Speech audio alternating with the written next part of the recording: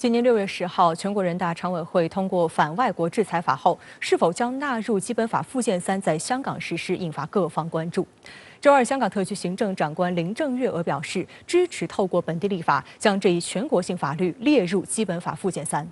而13届全国人大常委会第30次会议将于下周在北京举行，提请审议全国人大常委会关于增加港澳特区基本法附件3所列全国性法律的决定草案的议案。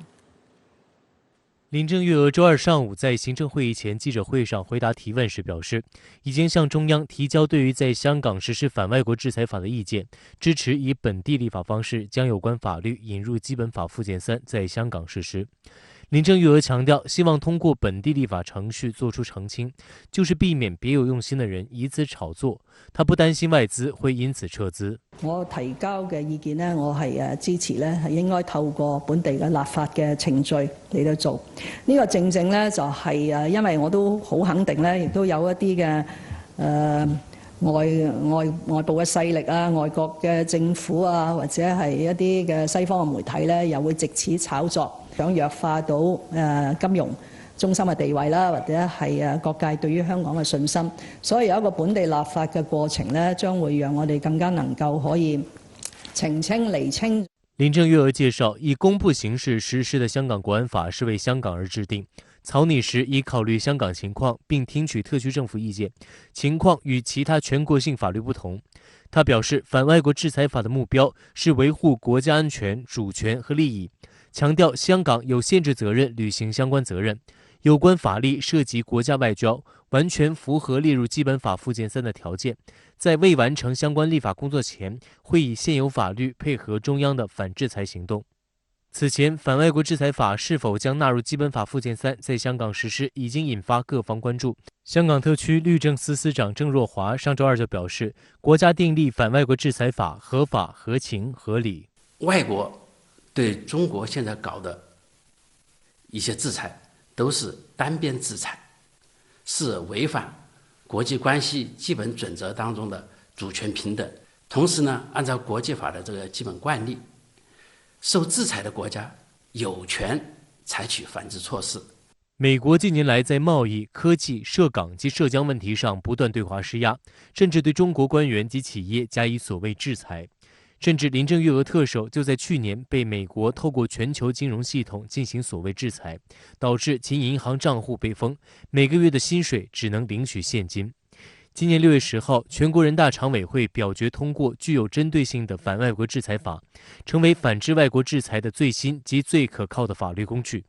7月23號，外交部宣布，針對美方錯誤行徑，中方採取對等反制，首次援引反外國制裁法，對包括美國前商務部長羅斯在內的7名美方人員及實體實施制裁。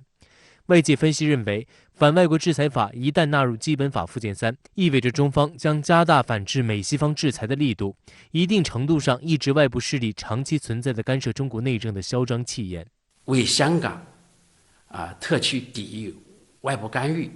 應該提供更加充實的法律基礎。包括香港在內的中國境內的個人和組織，如果執行外國的單邊制裁的話，也會被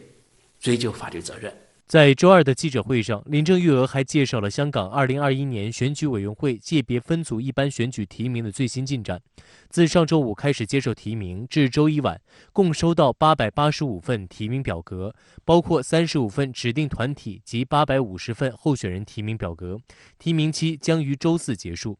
林鄭月娥表示，下一步工作是由香港特區候選人資格審查委員會審查或提名人是否符合要求，包括是否效忠香港特區和擁護基本法，會在本月26號前完成有關工作。時間緊湊，相信在香港政務司司長、資審會主席李家超的領導下，資審會會緊鑼密鼓進行工作，選舉事務處也會全力配合工作。在中央完善香港選舉制度的整個布局中，選委會是其中一個重要安全閥，功能是確保愛國者治港，避免亂港分子進入香港特區管制架構。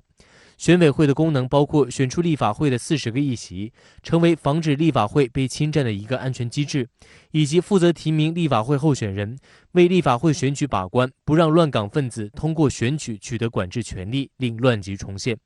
由于选委会选举关乎长远政治稳定，所以中央对此有明确要求，就是如何选出适当人选这个关必须守好。过程中的资格审查至为重要。只有呢选出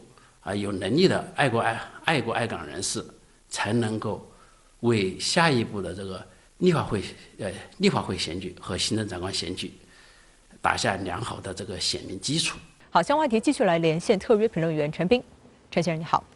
我们再看香港事态。香港特首林郑月娥说，她支持将反外国制裁法列入基本法附件3。那您认为这将对香港产生怎样的影响呢？反外国制裁法的制定呢，是学习美国的做法，用其人之道还治其人之身，来还击美国的长臂管辖。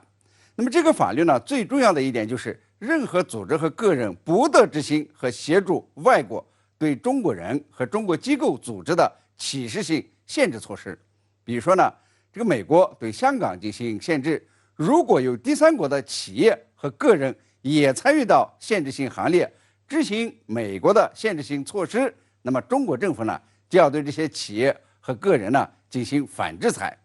换句话说呢，要惩治帮着打群架的。当然呢，反外国制裁法是全国性的法律，要不要列入基本法附件3，还需要全国人大常委会来决定。因此呢，林郑说他支持，特区政府呢向中央提交了这个意见。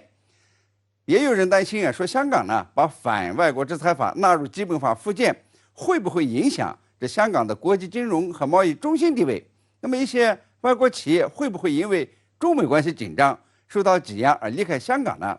我认为这倒不必担心。这个中国的中央政府和香港特区政府呢，都会用高超而灵活的技巧来驾驭的。这个外界呢也不必过分解读。